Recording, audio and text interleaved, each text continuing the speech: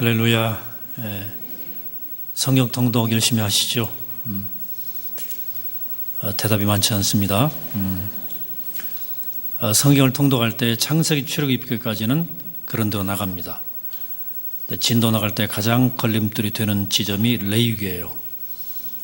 구약시대에 제사법이 기록되어 있기 때문입니다. 그래도 레위기는 매우 중요한 위치를 차지하는 책입니다. 레위기의 레위는 이스라엘 12지파 중에서 성막과 제사를 돌보기 위해서 선택된 지파를 말합니다. 모세와 아론이 이 지파에 속하지요. 아론은 율법에 따라서 임명된 첫 번째 제사장입니다. 그 이후로 제사장의 자격은 아론의 후손에게만 주어졌고, 아론 결이 아닌 다른 레위 지파 사람들은 제사장을 도와 성전 제사를 돌보았습니다. 레위기는 너희 사람들이 하는 일들에 관한 기록이란 뜻이죠. 즉 제사장과 그 제사의 절차에 관한 규정을 담고 있는 책입니다. 드웨인 린지라고 하는 성서학자는 이 레위기에 대해서 말하기를, 유대인들에게는 가장 먼저 읽어야 할 책이지만 기독교인들에게는 가장 나중에 읽혀지는 책이다고 했어요. 아까 말씀드린 것처럼 기독교인들에게 이 책은 성경 통독 과정에서 제일 먼저 만나는 암초이지만 유대인들에게는 매우 소중한 책이라는 거죠. 이 중요성은 이 오경의 구조에도 잘 드러납니다. 오경의 구조는 다음과 같습니다. A. 창세기 선민의 시작입니다. B. 출애굽기 선민의 유랑이에요. C. 레위기 선민의 정체입니다. 그리고 민수기 B 다시입니다. 선민의 유랑이에요. 그리고 A 다시 신명기입니다. 선민의 형성이에요.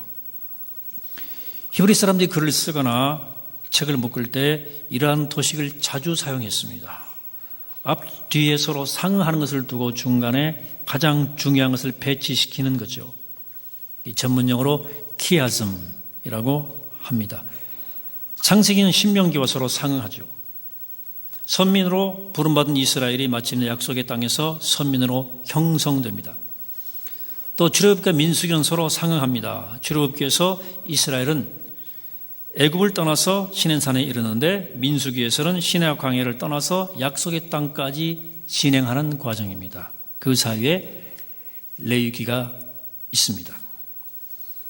이 책이 가장 중요한 이유는 선택된 백성으로서의 아이덴티티, 정체성과 미션, 사명에 대한 지침들이 담겨 있기 때문입니다. 이 책에 담긴 율법들은 어딜 가든 이스라엘로 하여금 다른 민족과 뚜렷하게 구별되는 민족으로 만들어준 책이에요. 이 책에는 제사와 제사장에 관한 규정만 있는 것이 아닙니다. 예컨대 11장에서는 먹지 말아야 할 음식에 대한 규정이 있고요. 18장에는 성윤리가 있어요. 그리고 19장에는 사회정의를 위한 여러 율법들이 나옵니다. 그러니까 삶의 모든 영역을 다루고 있다는 뜻이죠. 다른 민족과 섞여 살면서 구별된 모습으로 살아간다는 것은 쉬운 일이 아니죠.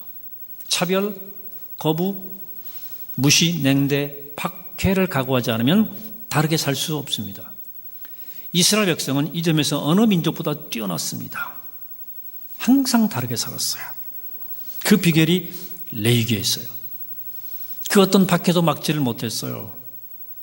그래서 다르게 삶으로 해서 어려움을 당할 때면 철 모르는 자녀들이 물었을 거예요. 아버지, 왜 굳이 이렇게 우리가 살아야 됩니까? 어머니, 그 맛있는 돼지 삼겹살 왜 먹을 수 없단 말입니까? 부모들은 이 질문에 답해야 했어요. 레위기에 그 해답이 있습니다. 모세를 통해 하나님은 이렇게 말씀하십니다. 오늘 본문들이에요. 나는 너희 하나님이 되려고 너희를 애굽 땅에서 인도하여 낸 야훼라. 내가 거룩하니 너희도 거룩할지어다. 너희는 내 성호를 속되게 하지 말라. 나는 이스라엘 자손 중에서 거룩하게 함을 받을 것이니라. 나는 너희를 거룩하게 하는 여호와여, 너희 하나님이 되려고 너희를 애굽 땅에서 인도하여 낸 자니 나는 야훼니라. 이스라엘 백성이 다르게 살아야 할 이유는 하나님께서 원하시는 거룩한 백성이 되기 위한 거예요. 하나님은 세상 모든 민족을 제사장으로 민족을 위한 제사장으로 이스라엘을 택하시고 세우셨어요. 이런 고귀한 선택을 받았으니까 구별되게 살아야 하는 것이 당연한 일입니다. 그들이 박해를 당하게 되었다는 말은 다르게 사는 일에 그만큼 성공했다는 뜻도 돼요. 그러니 그것은 수치스러운 고난이 아니라 영광스러운 고난입니다. 레위기는 그들로 하여금 하나님이 바라시는 백성으로 만들어주는 교본이었어요. 그래서 그들이 가장 귀중히 여겼던 책입니다. 자, 그렇다면 오늘 우리 그리스도인들은 이 책을 어떻게 해야 될까, 어떻게 봐야 될까 하는 겁니다. 읽기 어려우니까 대충 읽어 넘겨야 됩니까? 아니죠. 레위기는 우리 그리스도인들에게도 매우 중요한 책입니다. 구약 성경 39권 가운데 가장 중요한 책이다 해도 과언이 아닙니다. 읽기 어려워도 꼭 읽고 소화해야만 하는 책이에요. 그렇지 않고는 예수 그리스도의 십자가의 의미를 제대로 이해하기 어렵기 때문입니다. 여러분, 세례 요한이 유다 광야에서 예수님 보고 뭐라고 했는지 기억하시죠? 보라, 세상 죄를 지고 가는 하나님의 어린 양이로다 그랬어요. 레위기 내용을 아는 사람이라면 이 말을 들을 때 레위기 16장에 나오는 아사셀의 염소를 떠올릴 것입니다. 대속절이 되면 제사장은 숫 염소 2마리를 제물로 드리는데 하나는 번제로 바치고 다른 하나는 이스라엘의 죄를 짊어지고 광야로 나가 죽음을 당하게 했어요. 그 염소를 아사셀의 염소라고 부릅니다.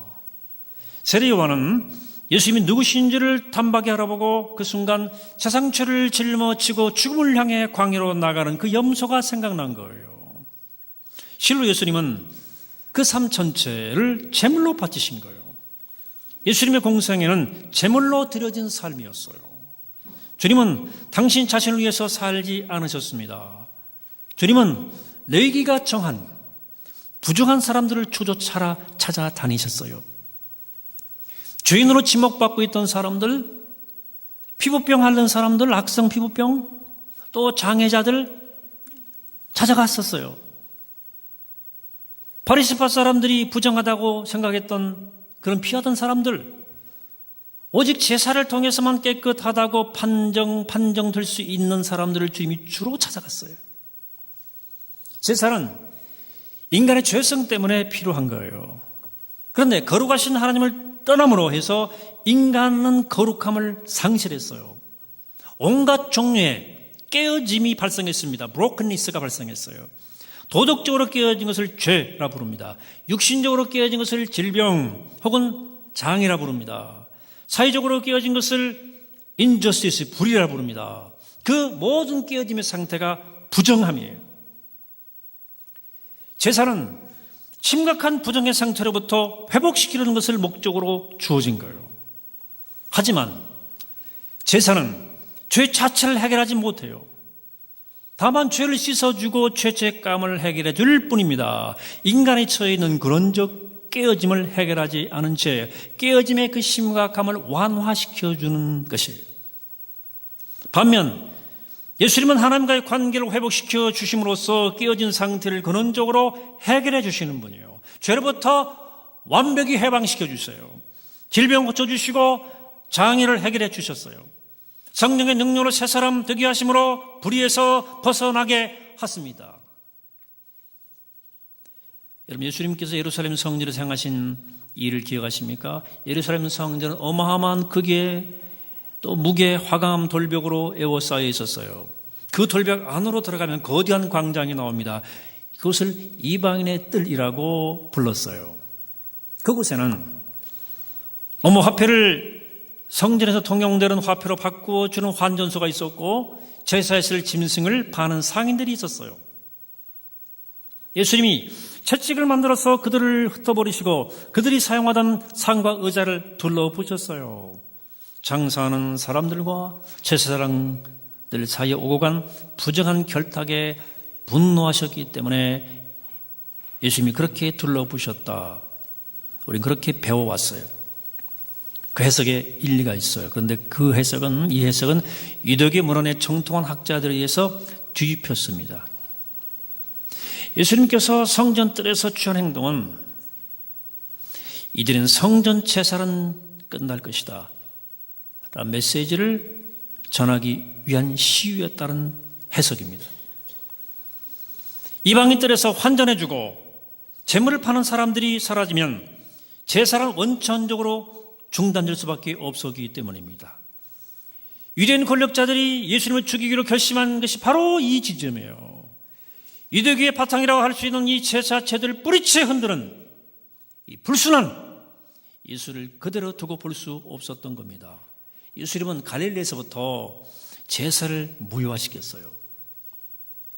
그 완성체 행동이 예루살렘의 행동이에요. 어떻게? 제사 없이 죄를 막 용서하셨어요.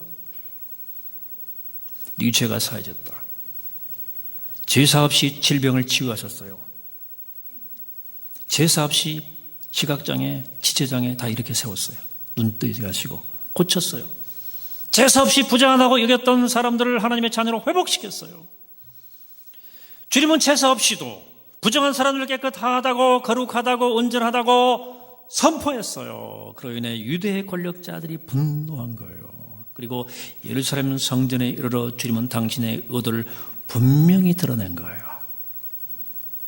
예수 그리스도는 레위기에 규정된 모든 제사를 끝장내게 오신 거예요. 어떻게 제사를 끝낸단 말입니까? 제사를 드려야 하는 원천적 문제인 죄를 해결하면 제사는 더 이상 필요가 없어지는 거예요. 하나님의 기존에 완전한 제사를 드린다면 짐승의 피로 드리는 불완전한 제사는 더 이상 필요가 없어집니다. 주님이 바로 그 일을 하셨습니다. 예수님이 주님의 죽음을 미리 예감하시고 함께 제자들과 최후의 만찬을 나누실 때 일이었습니다. 주님은 당신의 죽음이 그들을 위해 그리고 모든 인류를 위해 바치는 제사라고 말씀하신 거예요. 떡을 떼어 나눠주시면서 받아 먹으라. 이게 내 몸이다. 잔을 들어 축사하시고 제자들에게 주시면서 이렇게 말씀하셨죠. 이 잔을 받아 마셔라. 이것은 죄를 사하려고 주려고 많은 사람을 위하여 흘리는 나의 피, 곧 언약의 피다. 이런 피는 제사의 핵심입니다. 생명은 생명으로만 갚을 수 있어요. 그렇기 때문에 제사란 피 흘림이에요. 자신의 죄로 인해 피 흘려야 하는데 그것을 짐승의 피로 대신한 거예요. 예수님께서는 십자가에서 흘릴 당신의 피가 그 제사로 드려지는 짐승의 피처럼 대속을 위한 것이라고 말씀하시는 거예요. 짐승의 피는 한 사람의 죄를 대속할 능력을 가집니다. 하지만 하나님의 아들 예수 그리스도의 피는 모든 인류의 죄를 대속할 능력을 가진다는 거죠. 그래서 예수 그리스도의 피를 보혈이라고 부르는 거예요. 신약성경의 히브리서와 구약성경의 레위기는 짝을 이룹니다. 레위기를 알지 못하면 히브리서는 해석이 안 됩니다. 히브리서는 왜 더 이상 제사를 드리지 않아도 되는지를 설명하는 책이기 때문에 그렇습니다. 레위기 율법이 더 이상 유효하지 않은 이유를 설명하고 있기 때문에 그렇습니다. 히브리서 10장 10절로부터 14절까지 여러분과 제가 함께 한 절씩 교독해서 보겠습니다. 이 뜻을 따라 예수 그리스도의 몸을 단번에 들이심으로 말미암아 우리가 거룩함을 얻어노라. 같은 제사를 드리되 이 제사는 언제나 죄를 없게 하지 못하거니와 오직 그리스도는 죄를 위하여 한 영원한 제사를 드리시고 하나님 우편에 앉으사 그 위에 자기 원수들을 자기 발등상에 되게 하실 때까지 기다리시다니. 같이 읽습니다. 그가 거룩하게 된 자들을 한 번의 제사로 영원히 온전하게 하셨느니라. 아멘. 예수 그리스도는 영원한 대제사장으로서 당신 자신의 피를 흘리심으로 모든 인류의 죄를 속량한 완전한 제사를 드리셨습니다. 예수님 자신이 완전한 대제사장이요 완전한 제물이었습니다. 믿음은 예수 그리스도께서 드리신 그 영원한 제사가 바로 나의 죄를 위한 것이라는 사실을 받아들이는 거예요. 히브리서가 단호하게 말하는 것처럼 예수 그리스도의 보혈을 믿는 사람에게 짐승으로 드리는 제사는 더 이상 필요하지 않게 되었습니다. 왜? 죄와 불법이 용서되었기 때문에 죄를 사는 제사는 더 이상 필요가 없는 거예요. 하나님께서는 제사 제도를 통해서 이스라엘을 구별된 특별한 백성으로 만들려 하셨어요. 거룩한 백성이 되어 모든 민족을 구원하시려는 하나님의 뜻을 이루기를 바라셨어요. 그래서 모든 민족을 위한 제사장 백성으로 살아가기를 기대하셨어요. 하지만 불행스럽게도 이스라엘 백성은 그 부름에 실패했습니다. 철저히. 그래서 하나님께서는 예수 그리스도를 통해서 제사제도와 제사장 제도를 폐기 처분한 거예요. 그리고 예수 그리스도께서 드리신 영원하고도 완전한 제사를 통해 새로운 백성을 부르신 거예요. 베드로가 말한 것처럼 예수 그리스도를 믿는 사람들은 새로운 제사장 백성이 된 겁니다. 베드로전서 2장 9절의 말씀입니다. 그러나 너희는 택하신 족속이요 왕같은 제사장들이요 거룩한 나라요 그의 소유가 된 백성이니 이는 너희를 어두운 데서 불러내어 그의 기이한 빛에 들어가게 하신 이의 아름다운 덕을 선포하게 하려 하심이라. 아멘. 예수 그리스도의 사람들, 즉 교회는 하나님이 선택하신 새로운 이스라엘, 거룩한 민족이에요. 하나님의 소유가 된 백성이에요. 거룩한 제사장입니다. 왕같은 제사장입니다. 이 세상의 구원을 위해 섬기도록 선택받은 사람들입니다. 그러면 진실로 그렇다면 이 세상을 어떻게 섬깁니까? 거룩한 백성들이 어떻게? 예수 그리스도가 우리의 모델이죠. 주님이 그렇게 하신 것처럼 우리 인생을 하나님께 제물로 바치는 것이 세상을 섬기는 길입니다. 여러분, 가장 고귀한 제사는 나의 인생을 드리는 제사입니다. 주님이 그렇게 사셨습니다. 십자가는 우리에게도 그렇게 제사로 드려지는 삶을 살라고 부르는 거예요. 주님께서는 내가 나 자신을 바쳐 너희를 구원했으니 너희도 너희 자신을 바쳐 이웃을 구원하라고 부르시는 거예요. 이것이 거룩한 백성, 선택된 백성, 하나님의 소유가 된 백성이 살아가야 할 삶의 방법입니다. 하나님께 제물로 바쳐지는 삶에 대해 사도 베드로와 사도 바울은 이렇게 우리에게 말씀했습니다. 베드로전서 2장 5절. 예수 그리스도를 말미암아 하나님이 기쁘게 받으실 신령한 제사를 드릴 거룩한 제사장이 될지니라. 넘어서 12장 1절. 그러므로 형제들아 내가 하나님의 모든 자비하심으로 너희를 권하노니 너희 몸을 하나님이 기뻐하시는 거룩한 산 제물로 드리라. 이는 너희가 드릴 영적 예배니라. 베드로가 말한 하나님이 기쁘게 받으실 신령한 제사와 바울이 말한 하나님이 기뻐하시는 거룩한 산 제물 똑같은 말이에요. 하나님이 기뻐하실 일을 위해서 인생을 바쳐라. 하던 일 그만두고 목사나 선교사 다 되라는 뜻이 아닙니다. 어디서 무슨 일을 하든지 늘 거룩한 마음으로 구별된 마음으로 하나님의 뜻과 이웃의 구원을 위해 헌신하라는 뜻입니다. 이것이 제물로 사는 삶이에요. 레위기를 보시면 알겠지만 제물이 되기 위해서는 적어도 두 가지 조건이 충족되어야 됩니다.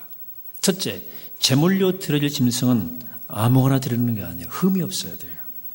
그리고 우리가 제물로 살기 위해서는 흠 없이, 즉 거룩하게 살아야 한다는 뜻입니다.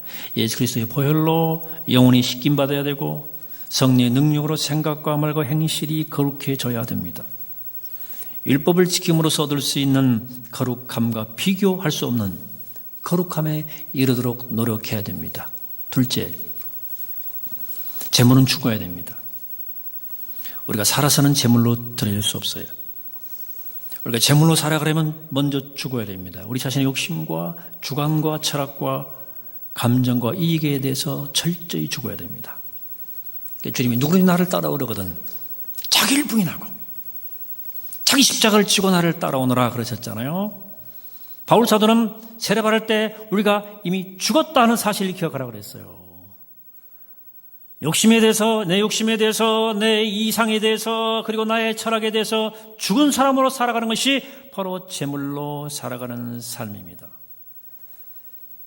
우리가 선교지에 가서 영감받고 도전받는 것은 선교 현장에서 고통받는 우리 이웃들을 만나기 때문이기도 하지만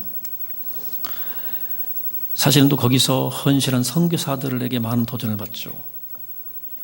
이번 네팔 선교 가서도 우리가 한 번 올라가는데도 정말 길을 쓰고 올라가야 됐던 해발 2,500m 따또바니 학교, 저는 올라가면서 이러다 돌아가시나 했습니다.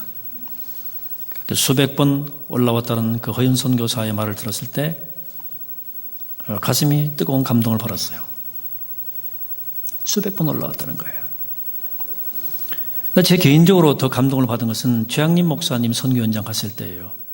카트만두 초가원 마을은 카트만두 근교의 산등성 위치한 마을로 2015년 네팔 지진 때 마을 가옥 75채 가운데 70여 가구가 완전히 무너진 곳입니다. 그래서 기상청의 구호팀이 가서 마을 전체를 복구해주고 선교센터를 짓고 그리고 교회를 세운 곳입니다. 그래서 넷코초 네팔 코리아 초가온 센터죠. 물론 선교센터라고 해야 교회라고 해야 양철로 지은 건물이에요. 우리가 지어진 집들도 양철집입니다. 온갖 30만 원짜리들이 딱 그래서 다 해서 딱 지어졌는데 이번에 가니까 이제 겨우 벽돌집을 다시 짓는 일이 진행되더라고요. 그건 한 250만 원 들어간 집이에요. 벽돌집이니까. 제가 그 마을에 최양림 목사님 사는 집을 이렇게 들여다봤는데 그 마을 안에서 그 동네 사람과 똑같이 그 양철로 지은 움막 같은 집에서 살고 있더라고요. 겨울철에 냉기를 막기는 불가능하니까 조그만 전기장판 하나 켜고 겨울을 나고 있었어요. 여기 우리 가운데 아무도 그렇게 살지 않습니다. 물론 70여 가구 중에 민 가정이 아직은 10가정이 채 안 돼요. 근데 최 목사님이 몸이 아파서 혼자 힘들어 누우실 때면 안 믿는 동네 사람들이, 동네 아이들이 삶은 계란, 또 먹거리, 이 문 앞에 머리를 대고 자는데 문 앞에다가 살짝 놓고 간다는 거예요. 그 이야기를 담담하게 제게 들려주는 가슴이 찡하더라고요. 아, 이 양반이 여기서 제물로 살아가는구나. 밥을 안 줘요, 이 최 목사님. 우리가 선교팀이 아침에 도착했는데 아침밥 굶기더라고. 점심도 건너뛰었어요. 저녁밥 한 끼 먹었는데 우리가 아무 말도 할 수 없었습니다. 밥은 줘야지 밥을 안 주더라고. 제가 2015년 갔을 때도 얄궂은 오이 하나 주면서 식사하시죠. 그래서 이걸로 때웁시다. 그래서 밥은 주셔야지. 어쨌든 그 마을 사람들도 그가 그 마을을 위한 친구로 왔고 제물로 왔고 자기들의 밥으로 왔다는 사실을 아는 것 같았어요. 제가 많은 선교사들과 교제하면서 도전받는 것은 그들의 사랑의 능력 때문입니다. 가난하고 헐벗고 굶주리고 병든 사람들을 대하는 그들의 태도는 참 남다르죠. 아무것도 아끼지 않습니다. 누구에겐가 필요한 것이 있다고 느껴지면 자신에게 있는 모든 것을 아무 상관없이 내줍니다. 아무나 할 수 없는 일이죠. 물론 그분들 가운데 성장 과정에서 충분히 사랑받지 못해서 솔직히 지금도 사랑하는 일이 어렵다고 저한테 고백하는 분들이 있어요. 지금도 과거 습성이 남아서 나를 먼저 챙기고 싶은 마음, 고통을 외면하고 싶은 마음이 있다는 고백이죠. 하지만 그런 마음이 들 때마다 하나님의 도움을 구하며 순종하려고 노력한다는 거죠. 만일 자신이 살아나고 있다면 그 내 능력이 아니라 살아나는 명령에 순종하기 때문이라는 고백이에요. 저는 그런 사람들을 보면서 제물로 살아가는 삶의 산 모델들을 보는 거죠. 성령의 능력 안에서 거룩해지기를 항상 힘쓰는 모습을 보는 거죠. 내가 얼마나 연약한지를 알기 때문에 거룩함을 이루기 위해서 항상 주를 찾고 좌표에 무릎을 꿇을 수밖에 없죠. 그 능력으로 매일 자기를 죽이고 하나님의 뜻을 위해 살아가는 거죠. 물론 그분들이 완전하다는 뜻은 아니에요. 뭐 다 양철집에 살아야 되는 것도 아니에요. 하지만 그들이 왕 같은 세상으로 세상에 바쳐지는 제물로 살아가는 것을 저는 확실히 합니다. 저는 한국교회 희망은 이렇게 이름도 빛도 없이 해외 선교지에서 국내 선교지에서 묵묵히 제물로 살아가는 분들에게 있다고 믿습니다. 그리고 우리가 예수 그리스도를 주로 믿는다면 우리 모두는 바로 이런 삶으로 부름을 받은 거예요. 선교사는 지구촌 구석구석에서 저는 이곳 성북교회에서 여러분들의 세운 각자의 삶의 자리 현 일터에서 제물로 살아가도록 하나님께서 부르셨습니다. 이것이 레위기를 통해서 이스라엘 백성에게 주어졌던 부르심이었어요. 근데 이스라엘 백성은 그 부르심에 실패했어요. 이제 그 부름이 예수 그리스도를 통해 오늘 우리에게 주어진 거예요. 사랑하는 성도 여러분, 이 부름 앞에 여러분도 어떻게 하시겠습니까? 우리가 재물이라는데, 우리가 세상을 살리는 밥이라는데, 우리는 가끔 내가 봉이냐, 내가 밥이냐 이렇게 말하지만 먹고 먹히는 세상에서 우린 먹히는 먹이로 부름받았다는 사실, 성경은 우리에게 증언하고 있습니다. 너를 살리기 위해서 나를 내어주는 삶을 사는 사람들이 그리스도인들이에요. 왜? 나를 위해 십자가를 지신 예수가 그렇게 사셨기 때문에 그렇습니다. 또 거기에 세상을 살리는 영광이, 부활의 승리가 있음을 믿기 때문에 그렇습니다. 그러기는 우리 모두 우리를 제물로 부르시는 하나님의 부르심을 기억하며 이 거룩한 계절에 세상을 살리는 제물로 살아가는 우리 모두가 되기를 이 아침에 주 이름으로 간절히 축원합니다. 기도하시겠습니다.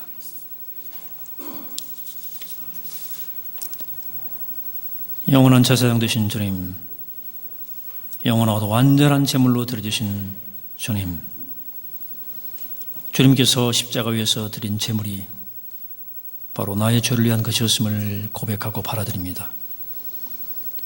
주님의 보혈로 저희를 깨끗하게 하시고 주의 성령으로 저희를 새롭게 지어 주옵소서. 하여 주님의 부르심을 따라 왕같은 제사장으로 살 수 있도록, 제물로 바쳐지는 삶을 살아갈 수 있도록 저희를 이끌어 주시고 축복하옵소서. 생명이신 예수 그리스도의 이름으로 기도하옵나이다. 아멘.